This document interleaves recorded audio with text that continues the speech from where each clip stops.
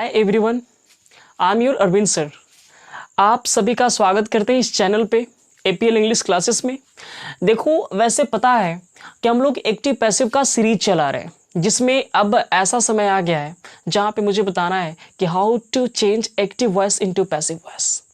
Active voice को हम passive में कैसे बदलते हैं, यहाँ पे हेडिंग बना दिया है, how to change active voice into passive voice. इसमें पहला स्टेप, सबसे पहले हम करेंगे क्या, सबसे पहला जो ज्ञान होना चाहिए वो इसका, यहाँ सब्जेक्ट वर्ब ऑब्जेक्ट हो गया, इसको कहते हैं एक्टिव।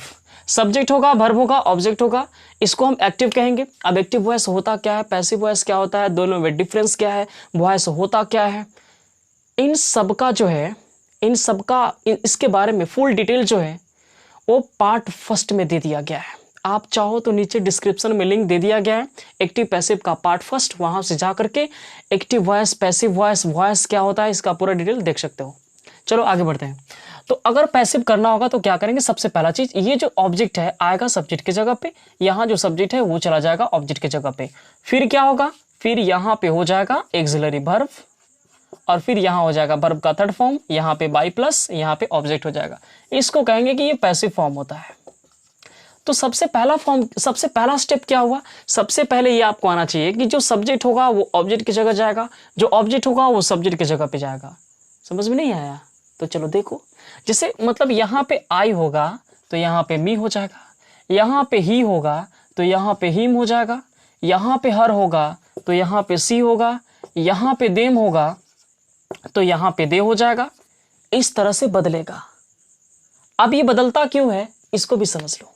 अगर मान लो, एक बहुत ही व्यवहारिक उदाहरण है, अगर आप नाई की जगह हलवाई को लाते हो तो क्या हलवाई जो है वो खाना बनाएगा, वो नाई का काम करेगा ना, क्योंकि वो नाई के स्थान पर आया है।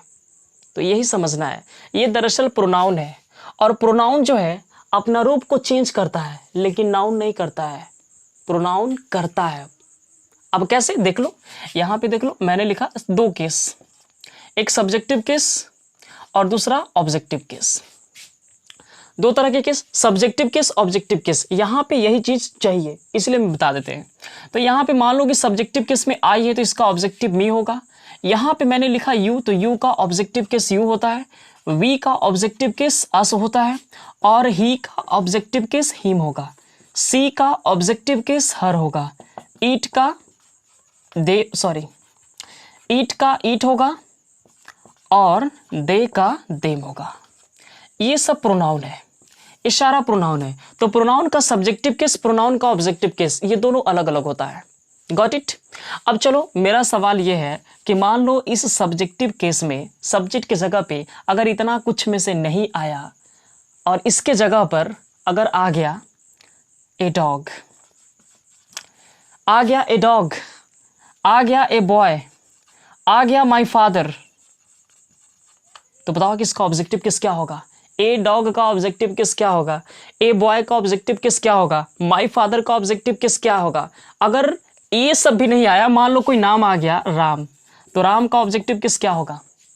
अगर आपसे कोई पूछता है कि बताओ राम जो है, एक बहुत ही साधारण सवाल, राम सब्जेक्ट होगा कि ऑब्जेक्ट होगा, मैं आपसे पूछ रहा हूं, जल्दी बोलो, राम जो है सब्जेक्ट होगा कि ऑब्जेक्ट होगा।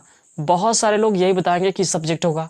क्यों भाई, सब्जेक्ट के स्थान पे बहुत समय से देखते आ रहे हैं, शायद इसकी वजह से। तो राम सब्जेक्ट भी होता है और ऑब्जेक्ट भी होता है। अब ये तय कौन करेगा, तय करेगा इसका स्थान कि वो है कहाँ, सेंटेंस में आगे या सेंटेंस में सबसे पीछे है। चलो यहाँ पे देख ले, तो ए डॉग का ऑब्जेक्टिव केस ए डॉग होगा, ए बॉय का ए बॉय होगा, माई फादर का माई फादर हो जाएगा, राम का ऑब्जेक्टिव केस राम हो जाएगा। समझ में आ रहा है ना हम क्या बोल रहे हैं। तो ये जो पहला स्टेप है ये बहुत ज़रूरी है, ये बहुत ज़रूरी जानना है। इसके बाद जो है अब थोड़ा सा हमें जानना है, इतना तो आ गया, सब्जेक्ट ऑब्जेक्ट के स्थान पे, ऑब्जेक्ट सब्जेक्ट के स्थान पे क्या क्या चेंजेस होंगे उन सबको बता दिया।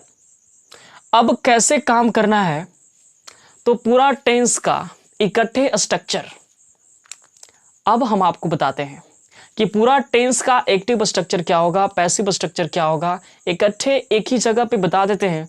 और मैं आपको बता रहा हूं कि जैसे जैसे मैं कह रहा हूं वैसे वैसे आप करते जाओ।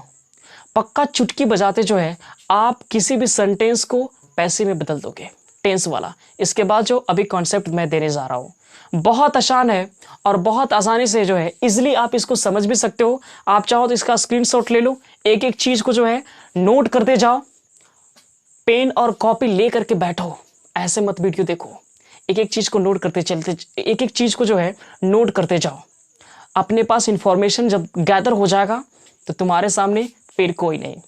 अभी ये वीडियो चल रहा है एक्टिव पैसिव का, और भी आने वाले समय में तरह तरह के वीडियो मिलेगा, हर टॉपिक पे वीडियो बना करके दूंगा।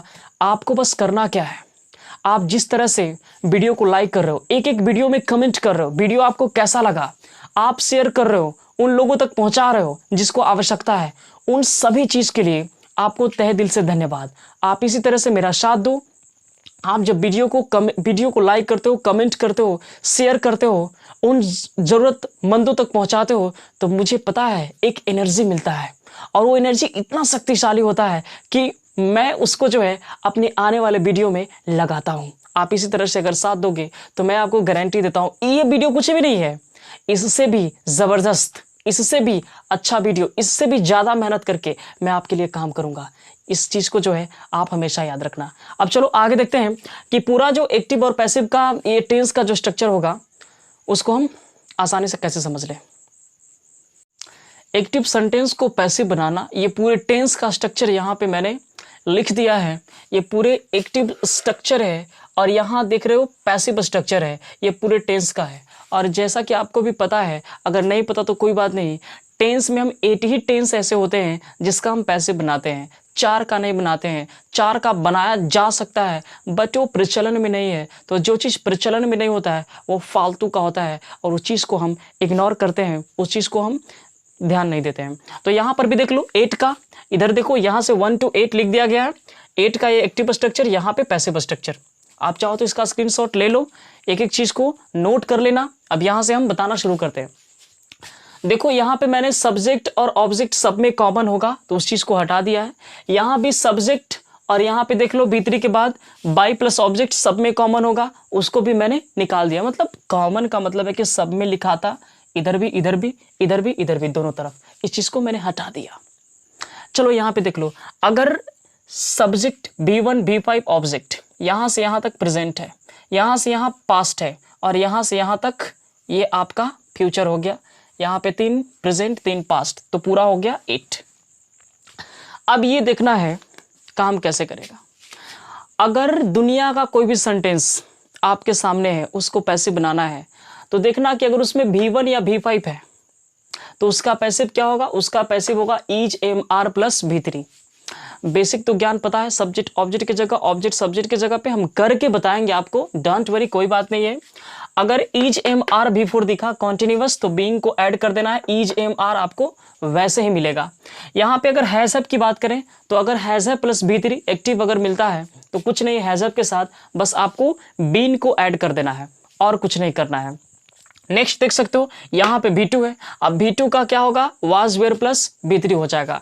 हैड का क्या होगा, हैड का बीन हो जाएगा। वाज वेयर B4 रहेगा तो बीइंग को सिर्फ ऐड कर देना है। शैल विल B1 रहेगा तो shall will B plus B3 हो जाएगा। शैल विल हैव प्लस B3 होगा तो shall will have been plus B3 हो जाएगा। तो इस तरह से बना लेंगे। अब ये कैसे काम करना है, चलो देख लो। इसको और छोटा करके समझ सकते हैं, वो ये है, अगर प्रेजेंट इंडेफिनिट हुआ तो ईज एम आर B3 होगा। अगर पास्ट इंडेफिनिट हुआ तो वाज वेयर प्लस B3 होगा।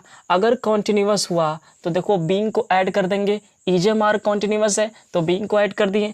वाज वेयर कॉन्टिन्यूअस है तो यहाँ पे भी बीइंग को ऐड कर दिए। परफेक्ट में बीन को ऐड कर दिए, परफेक्ट में बीन को ऐड कर दिए। और जहाँ पे मॉडल्स होगा, जैसे फ्यूचर वाला में शैल विल B1 तो B प्लस B3 हो जाएगा। यहाँ पे हैव प्लस B3 है तो मैंने हैव बीन प्लस B3 कर दिया। बहुत आसान है। अगर ये पूरा स्ट्रक्चर कंप्लीट हो गया तो मैं आपको गारंटी देता हूँ आप आसानी से चुटकी बजाते जो है आप सारे सवाल को सॉल्व कर दोगे, एक्टिव से पैसिव में बदल दोगे। जैसे एग्जाम्पल के तौर पर मैंने यहाँ लिखा, मैं यहाँ पे लिख रहा हूँ राधा राइट्स ए लेटर। अब यहाँ पे देख लो, ये राधा सब्जेक्ट हो गया, ये आपका B5 है और यहाँ पे ऑब्जेक्ट हो गया। तो देखो B5 का स्ट्रक्चर क्या होगा, subject is am are B3 by plus object. तो देखो ए लेटर, ये आएगा सब्जेक्ट की जगह पे, मैंने लिखा ए लेटर। अब ए लेटर नेचर में क्या है, ए लेटर नेचर में सिंगुलर है ना, समझ में नहीं आ रहा है तो बोलना, कमेंट करना नीचे, समझ में नहीं अगर आ रहा हो तो। ए लेटर, उसके बाद यहाँ पे नेचर में सिंगुलर है, इज लगा दिए, उसके बाद यहाँ पे राइट्स, राइट्स का भीतरी क्या होगा, रिटन हो जाएगा, तो मैंने यहाँ पे रिटन लिख दिया। अब उसके बाद बाई, राधा ये नेम है और नाउन का रूप चेंज नहीं होता है, तो राधा का राधा हो जाएगा। अब सेकंड देख लो, यहाँ पे वाज वेयर वाला एग्जांपल ले लेते हैं। मान लो मैंने लिखा सी वॉज प्लकिंग फ्लावर्स, फ्लावर्स, वह जो है फूलों को प्लक कर रही थी, फूलों को तोड़ रही थी, प्लक कर रही थी। अब इसका पैसिव क्या होगा, देखो यहाँ पे फ्लावर्स ऑब्जेक्ट हो गया, ये प्लकिंग आपका B4 है और ये वाज यहाँ पे सी, मतलब एक्सिलरी प्लस मेन वर्ब है, सी ये सब्जेक्ट हो गया, ये ऑब्जेक्ट हो गया। लाओ इसको यहाँ पे तो लिखेंगे क्या, फ्लावर्स। अब फ्लावर्स का नेचर क्या है, फ्लावर्स का नेचर प्लूरल है, तो इसके साथ क्या लगेगा, इसके साथ वर लगेगा, तो फ्लावर्स वर। और देख लो इसका पैसिव क्या होगा, वाज वेयर B4, इसका पैसिव होगा was where being plus B3, तो यहाँ पे ऐड कर देंगे बीइंग, फ्लावर्स वेयर बीइंग और प्लक्ड हो जाएगा, flowers were being plucked by she का ऑब्जेक्टिव केस हर हो जाएगा। तो बहुत आसानी से आप एक एक स्ट्रक्चर पे काम कर सकते हो, एक एक स्ट्रक्चर पे आप हजारों एग्जाम्पल लिख सकते हो, उसको आसानी से बना सकते हो। एक यहाँ पे मैंने और सवाल लिख दिया, जैसे देख लो, अगर मैंने कहा कि ही विल हेल्प यू, आपको देखना है कि विल है, इसका मतलब कि B प्लस B3 हो जाएगा। अब देखो यू को मैंने यहाँ लिखा, तो यू का सब्जेक्टिव केस, ऑब्जेक्टिव का सब्जेक्टिव यू ही रहेगा, तो यू हो गया, यू के साथ विल लगा दिए और फिर बी हेल्प्ड बाय ही का हिम हो गया। तो देख सकते हो कितना आसानी से बन रहा है, ये सारा स्ट्रक्चर कुछ भी नहीं है, आप बहुत आसानी से बना सकते हो, बहुत ज़्यादा आसान है ये। चलो हम इस पर जो है और कुछ होमवर्क देते हैं, कुछ टास्क देते हैं, कुछ मिल करके काम करते हैं, ताकि इस पर और ज़्यादा जो है कमांड हो सके। यहाँ पे मैंने कुछ सवाल लिख दिया है, आप इस सवाल को आप अपने नोटबुक में नोट कर लो, इस सवाल को बनाओ, आंसर जो है अभी हम जस्ट बता रहे हैं, और आप वीडियो को पॉज करके आप सवाल लिख लो, सॉरी इसका आंसर जो है उसको लिख लो और बाद में इसको मिला लेना। वैसे हम यहाँ पे बता रहे हैं, देखो यहाँ पे 5 सेंटेंसेस लिखे हुए हैं, इन पांचों को एक्टिव से पैसिव में बदलना है। सीखा, it's a man go, do you play cricket, the boy killed the tiger, you have done this work, he does not like you. अब इसका पैसिव बनाना है, देखो कितना आसानी से बनाते हैं, स्ट्रक्चर तो आपको पहले दे दिया है। अब देखो इस सेंटेंस में V5 है, तो V5 का पैसिव क्या बनता है भाई, V5 का स्ट्रक्चर होता है each M are plus B3, इतना तो याद है ना। कॉमन चीज क्या, कॉमन चीज ये है, बहुत ही बेसिक चीज ये है कि ये जाएगा यहाँ पे, ये जाएगा यहाँ पे, तो बस भर्ब का ही तो खेल है, बाकी तो कुछ भी नहीं है पैसिव में, बस भर्ब है। भर्ब जो है, ऐसे वॉइस में क्या पढ़ा, वॉइस तो भर्ब का फॉर्म होता है जो डिटरमाइन करता है whether the sentence is in active और पैसिव, सेंटेंस एक्टिव में है या फिर पैसिव में, ये कौन तय करता है, भर्ब का फॉर्म। चलो यहाँ पे बनाते हैं, ए मैन गो, मैंने लिखा ए मैन गो। अब बताया कि V5 का पैसिव इज एम आर होता है, तो ए मैन गो का क्या होगा, ए मैन गो नेचर में सिंगुलर है, इज लगा दीजिए। ईट का ईटन, बिना भीतरी के तो पैसिव संभव ही नहीं है, और यहाँ पे लगा दिया बाई। शिखा का नाम है, नाउन है, ये चेंज नहीं होगा, इसका फॉर्म नहीं बदलता है। आगे आ जाओ, do you play cricket, interrogative sentence है, इंटरोगेटिव सेंटेंस का भी पैसिव कैसे बनाते हैं इसको भी देख लो। तो अगर इसको हम इंटरोगेटिव अगर नहीं माने, इसको हम हाइड कर दे, तो हो जाएगा यू प्ले क्रिकेट। तो देखो इस सेंटेंस में है ना V1, सेंटेंस में V1 है कि नहीं, डू है ना, प्रेजेंट इंडेफिनिट है ना, इज एम आर V3 होगा कि नहीं होगा। तो जब पैसिव बनाएंगे तो उसमें भी इज एम आर को बाहर निकाल देंगे, तो इज एम आर बाहर किसके अनुसार निकलेगा, क्रिकेट के अनुसार निकलेगा, क्योंकि ऑब्जेक्ट तो क्रिकेट ही है। अब क्रिकेट नेचर में क्या है, सिंगुलर है, तो सिंगुलर क्या, सिंगुलर कौन सा वर्ब लेगा, इज लेगा, सिंगुलर है तो ईज को मैंने बाहर निकाल दिया। ईज किसके लिए, क्रिकेट के लिए, तो लिखा कि ईज क्रिकेट, प्ले का हो गया प्लेड बाय और यू, ये बन गया डायरेक्ट। आप चाहो तो 2 स्टेप में भी बना सकते थे, खैर छोड़ो। The boy killed the tiger, इस सेंटेंस में देखो V2 है, तो V2 का पैसिव क्या होता है, V2 का पैसिव होता है was were plus V3, simple चीज। द टाइगर, यहाँ पे मैंने लिख दिया द टाइगर, किल्ड, V2 है, इसका पैसिव वाज वेयर होता है। तो द टाइगर, ये नेचर में क्या है, सिंगुलर, तो यहाँ पे लिख दिया was killed by the boys, ये भी नाउन है जी, इसमें भी कोई परिवर्तन नहीं करेंगे, प्रोनाउन रहता तो बदलता। You have done this work, आपने ये काम किया है, you have done this work, तो जिस सेंटेंस में हैज और हैव रहेगा उसका पैसिव क्या बनेगा, उसका पैसिव बनेगा, उसमें आपको बीन को ऐड कर देना है, कुछ नहीं करना है। तो ये देख लो यहाँ पे दिस वर्क, ये पूरा ऑब्जेक्ट हो गया, मैंने लिखा दिस वर्क। अब दिस वर्क नेचर में सिंगुलर है तो इसके साथ हैज लगा देंगे, बीन को जोड़ देना है, डन का डन ही रहेगा, ये वर्ब का थर्ड फॉर्म है, और बाय यू का यू। देखो कितना आसानी से बन रहा है, आप भी बना सकते हो, एक्सरसाइज करो, अगर दिक्कत है तो पूछना मेरे से, हर सवाल का मैं जवाब दूंगा। चलो, he does not like you, वह तुम्हें पसंद नहीं करता, ये हो गया आपका ऑब्जेक्ट, ये हो गया सब्जेक्ट, ये आएगा यहाँ पे यू। अब देखो ये कौन सा सेंटेंस, ये प्रेजेंट इंडेफिनिट हो गया, लाइक V1 है ना, डज नॉट है ना सिंगुलर, तो चलो यू आ गया यहाँ पे। अब यू के साथ तुम क्या लगाओगे, ईच एम आर में से क्या लगेगा, तो यू जो है वो नेचर में क्या है, यू जो है नेचर में सिंगुलर प्लूरल दोनों होता है, लेकिन यूज में आजीवन प्लूरल होता है, ये कभी सिंगुलर नहीं होता। तो यू के साथ क्या लगा देगा, आर लगा देगा, यू आर नॉट, नॉट है तो नॉट लगा दिए, लाइक्ड बाय ही का हिम हो गया। तो देख सकते हो आप कितना आसानी से एक्टिव को पैसिव में बदल सकते हो। टेंस वाला मैंने बता दिया है, आगे का जो क्लास है उसमें हम आपको बताएंगे कुछ स्पेशल चीज़ें, मतलब कि एक्टिव से पैसिव जो बनेगा वो टेंस वाला नहीं रहेगा, उसमें आप स्पेशल पढ़ोगे। ये सब कुछ बेसिक था, ये सब कुछ आपको जानना चाहिए था, ये जानकारी आपके पास होना चाहिए था।